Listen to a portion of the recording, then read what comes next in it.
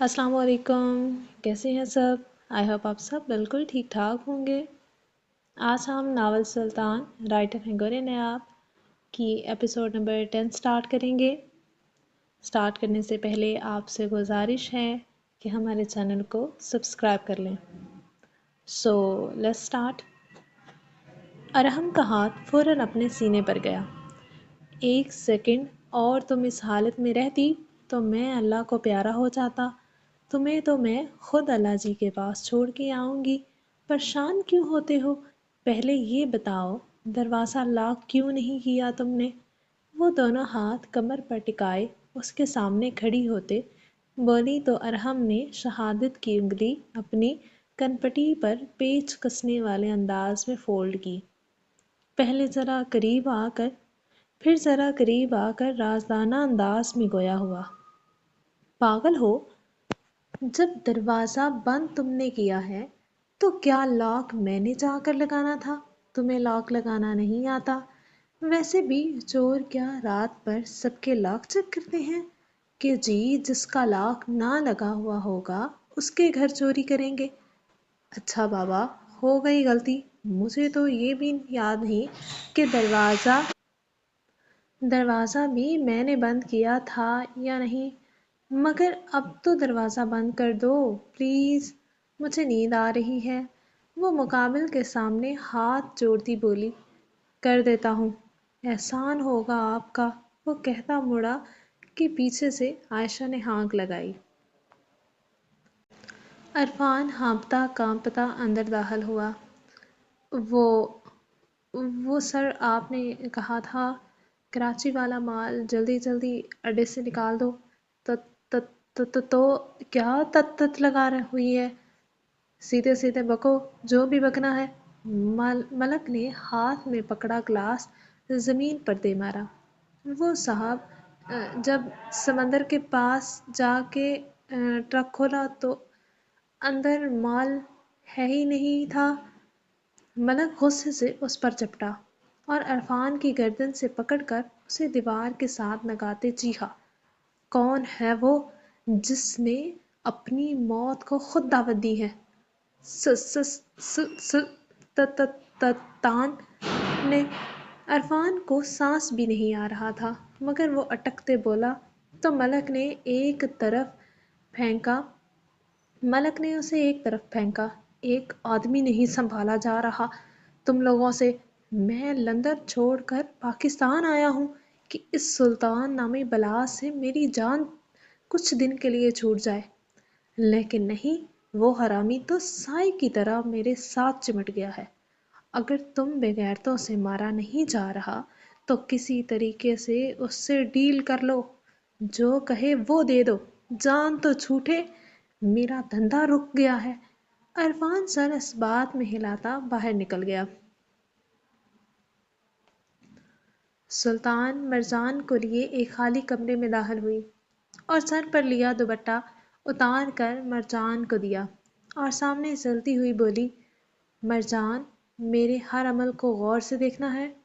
तुमने फिर वैसा ही करने की प्रैक्टिस करोगी। ओके। मरजान ने फ़ौरन इस बात में सर हिला कर कहा। थोड़ा आगे आने पर मरजान रुक गई और सुल्तान सामने पुतले की तरफ भाग कर गई। उसके करीब पहुंचकर सुल्तान घूमी और अपनी बाएं टांग घुमाकर पुतले के सर पर दे मारी। फिर वापस आई और एक बार फिर भाग कर गई और करीब पहुंचते ही दोनों टांगें हवा में बुलंद की और पुतले के मुंह पर दोनों पांव एक साथ मारे।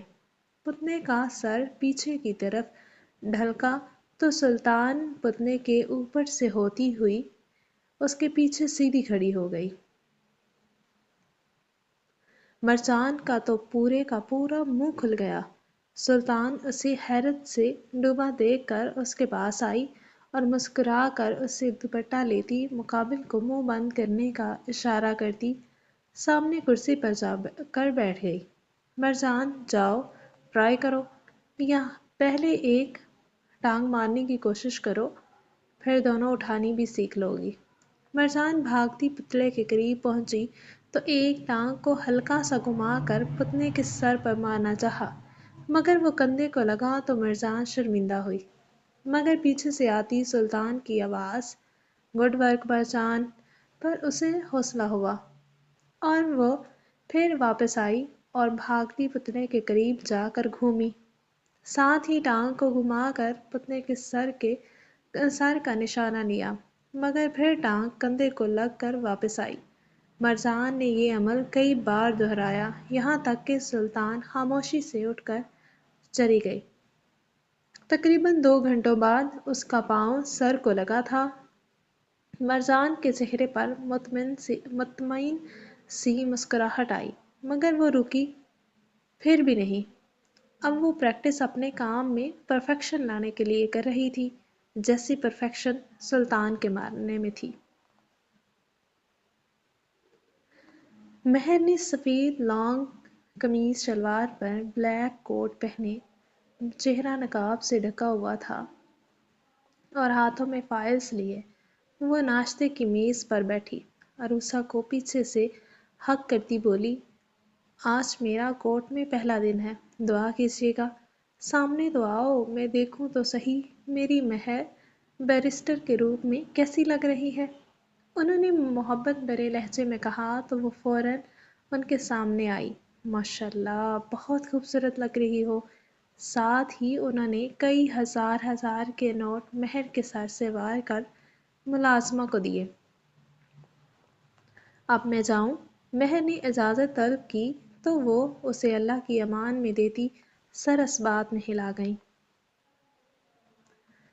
مہر کورٹ کی راہداری میں ایک شان سے چلتی جا رہی تھی۔ راہداری میں اتنی گہما گہمی تھی اور شور ہونے کے باوجود اس کی ہیل اور نقاب نے بہت سے لوگوں کو اپنی طرف متوجہ کیا تھا۔ وہ اپنے دفتر کے سامنے آ کر رکی، دروازے کے ساتھ لگی بیرسٹر مہر کی نیم پلیٹ کو دیکھ کر ہلکی سی مسکراہٹ سے دروازہ کھولتی اندر داخل ہوئی۔ سامنے سربراہی کرسی کے آگے ایک بڑے سائز کی میز اور 2 کرسیاں موجود تھیں۔ سربراہی کرسی کے پیچھے موجود دیوار پر قائد اعظم کی تصویر دفتر کو باوقار بنا رہی تھی۔ مہر نے ہاتھ میں پکڑا لیپ ٹاپ میز پر رکھا اور خود سربراہی کرسی پر بیٹھ گئی۔ مرجاں، ارے مرجاں، باہر آ، بات سن۔ مرجان پتر کدھر بیٹھی ہے؟ اماں جی، مرجان تو سو رہی ہے۔ جواب نسیم، مرجان کی والدہ کی طرف سے آیا تھا۔ اچھا، پھر رہنے دے، جب اٹھے گی تب بات کر لوں گی، دادی آہستگی سے کہتے پاؤں چارپائی کے اوپر کر کے بیٹھ گئی تو نسیم جو لکڑیاں جلا کر چولہے پر روٹیاں پکا رہی تھی ہاتھ جھاڑتے اٹھی اور ان کے پاس آتی بولی، اماں جی، وضو کرنا ہے تو میں کروا دیتی ہوں، یا کوئی اور کام ہے تو وہ بھی بتائیں، میں کر دیتی ہوں۔ مرجان پتہ نہیں کب اٹھے۔ دادی نے شفقت سے ان کے سر پر ہاتھ پھیرا اور بولی، جیتی رہے پتر، میں ویسے ہی اسے بلا رہی تھی، کام تو کوئی نہیں تھا، جا میرا بچہ، تو روٹیاں بنا لے۔ نسیم جی اماں کہتی واپس چولہے کے آگے جا کر بیٹھ گئی۔ دادی نسیم کو کافی دیر یوں ہی روٹیاں بناتے خاموشی سے دیکھتی رہیں، پھر چہرہ آسمان کی طرف کرتے ہوئے بولی، واہ ربا، تیرے سارے رنگ نرالے نے۔ ابھی گھنٹہ پورا بھی نہیں ہوا تھا کہ ڈیوٹی ٹیچر نے تنگ آ کر تیمور سے پیپر لے لیا اور اسے کلاس سے باہر جانے کو کہا۔ بس میم کے کہنے کی دیر تھی۔ تیمور اپنا بیگ پکڑتا باہر کی طرف بھاگا کہ میم نے پیچھے سے آواز دے کر روکا، تیمور، آپ بیگ لے کر کہاں جا رہے ہیں؟ واپس رکھیں، ابھی پیپر کے بعد اسٹڈی ہونی ہے۔ تیمور کی ساری خوشی ماند پڑ گئی۔ وہ ٹیبل پر بیگ رکھ کر خود بھی کرسی پر بیٹھا اور دونوں بازو ٹیبل پر جمائے چہرے کے گرد ہاتھوں کا پیالہ بنا کر افسردہ سا بیٹھ گیا۔ باقی سارا دن اس کی نظریں گھڑی پر جمی رہیں۔ अस्सलाम वालेकुम अम्मा। जुल्फ़कार ने माँ के सामने सर झुकाया तो उन्होंने भी सर पर प्यार देते सलाम का जवाब दिया। जुल्फ़कार माँ के साथ उन्हीं की चारपाई पर बैठ गया और साथ ही मरजान को आवाज़ दी, मरजान पुत्र, ये जलेबियाँ ले ले और किसी प्लेट में डाल के ले आ। सब मिल बैठ कर खाते हैं। मरजान बाप की आवाज़ पर बाहर आई और उनके हाथ से जलेबियों वाला शापर लेती अंदर चली गई। ये तो तू आज जलेबियाँ क्यों लाया है? फातिमा भी ने बज़ाहिर तो नॉर्मल अंदाज में पूछा, मगर वो चाहती थी कि उसे मरजान के रिज़ल्ट की खबर हो और वो इसी खुशी में लाया हो। लेकिन जब वो बोले तो दादी का तो मानो चेहरा ही उतर गया। मगर जलेबियाँ प्लेट में डाल कर लाती मरजान मुस्कुराई थी। अम्मा, वो छत डाली है ना आज? तो मालिक ने मंगवाई थी, सब मज़दूरों को दी हैं उसने, मुझे भी दी है, मैं घर ले आया। मरजान का दिल किया वो अपने बाप के बहाने पर दिल खोल कर हंसे और फिर पूछे कि अब्बा, साल में एक बार ही छत डलता है और वो भी ऐन रिजल्ट वाले दिन। वो अपने बाप का चेहरा देखती रही। वो दोनों एक जैसे थे। अगर वो बाप से बेइंतहा मोहब्बत होने के बावजूद जाहिर नहीं करती थी तो वो भी उसी का बाप था। जताना तो उसने भी नहीं सीखा था। मरजान, तुम्हारी माँ कहाँ है? जुल्फ़कार के पूछने पर वो चौंकी। हाँ, वो हमसायों के घर गई हैं, कोई काम था उन्हें, इसलिए। मरजान बता ही रही थी कि दरवाजे पर दस्तक हुई। जा मरजान, दरवाज़ा खोल, नसीम आई होगी। दादी के कहने पर वो प्लेट चारपाई पर रखती दरवाजे की तरफ बढ़ी। मरजान ने दरवाज़ा खोला तो सामने एक दरमियाने कद, भारी जिसामत और स्याह रंगत का मालिक शख्स खड़ा था। मरजान के कुछ भी पूछने से पहले वो बोला, पुत्र, अब्बू घर है? जी, मैं बुलाती हूँ, वो मुकाबिल को कहती मुड़ी। फिर वहीं से आवाज़ लगाती बोली, अब्बा, कोई आपसे मिलने आया है। जुल्फ़कार फ़ौरन उठकर दरवाजे के पास आया तो सामने खड़े आदमी से हाथ मिला कर कहने लगा, ठेकेदार, क्या हुआ? खैरियत तो है ना?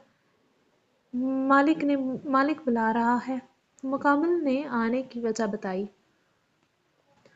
मरजान तो जुल्फ़कार मरजान को दरवाज़ा बंद करने का कहता बाहर निकल गया। मरजान दरवाज़ा बंद करके वापस आई। दादी की चारपाई पर बैठते हुए बोली, दादी, अब्बा आएगा फिर ये जलेबियाँ खाएंगे। दादी ने भी उसकी बात से इत्तेफाक करते हुए कहा, हाँ, ढक कर रख दे, आएगा तो फिर इकट्ठे ही खाएंगे, तब तक तेरी माँ भी आ जाएगी। वैसे मुझे यकीन नहीं आता कि ये इसके मालिक ने उसे दी हैं। मजदूरी तो पूरी देता नहीं। आज उसने इतना बड़ा दिल कैसे कर लिया? उसे तो 2 रुपए देते हुए दिल का दौरा पड़ जावे। मरजान जलेबियों की प्लेट को ढांप कर लकड़ी की शेल्फ पर रखते हुए बोली, दादी, बस भी कर दे, अब्बा तुझसे झूठ तो बोलने से रहा। ये बात तो तेरी 16 आने दुरुस्त है। दादी ने एक बार फिर उसकी बात से इत्तफाक किया था। वो दोनों दादी पोती आपस में बातें कर रही थी कि उन्हें दूर गोली चलने की आवाज़ आई। ये इस वक्त कौन फायर कर रहा है? दादी, कोई चौधरी अपनी चुदराहट दिखाने के चक्कर में लगा होना। सानू की पुत्र, दादी ने लापरवाह अंदाज में जवाब दिया, जैसे वो बदमाशों से तंग आ गई हूँ। अचानक गली से शोर आने लगा। दादी ने घबरा कर मरजान को बाहर देखने को कहा तो वो फौरन बाहर भागी। बाहर हजूम इकट्ठा था। औरतें, मर्द, बच्चे सब किसी के गिर्द जमा थे। मरजान हजूम से रास्ता बनाती आगे हुई तो सामने माँ को ज़मीन पर गिरे पाया। कोई इसका हाथ मल रही थी तो कोई पाँव। कुछ लोग इनको उठाकर अंदर ले जाने की बात कर रहे थे। وہ اپنی ماں کی طرف لپکی جن کا ایک ہاتھ سینے پر تھا۔ اماں اماں اٹھو اماں، تمہیں کیا ہوا ہے؟ وہ گھبراہٹ میں ماں کو اٹھاتی بولی تو نسیم نے آنسوؤں سے بھری آنکھیں اس کی طرف اٹھائیں اور کپ کپاتے لہجے کے ساتھ بولی، مرجان، میرے ذوالفقار کو بچا لے، جا جا اس کے پاس جا۔ ہر چیز اس کی سمجھ سے باہر ہو رہی تھی، مگر وہ پھر بھی باپ کو لینے بھاگی تھی۔ گلیوں میں اب وہ اندھا دھند بھاگ رہی تھی۔ وہ کئی بار ٹھوکر کھا کر گرتی، پھر اٹھتی اور پہلے سے زیادہ سپیڈ میں دوڑتی۔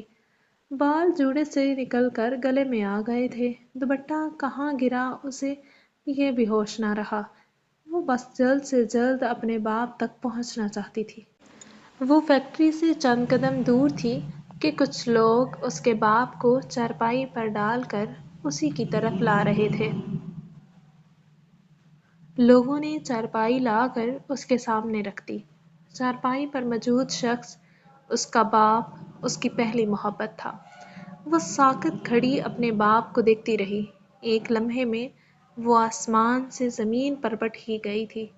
سر سے باپ کا سایہ ہٹا کر یتیمی کا بوجھ رکھا گیا تھا۔ ماں کی آغوش لے کر کانٹوں کی سیدھ سجائی گئی تھی۔ کافی دیر بعد اس کے ساکت وجود میں جنبش ہوئی اور اس نے ہاتھ بڑھا کر باپ کے بال سیدھے کیے۔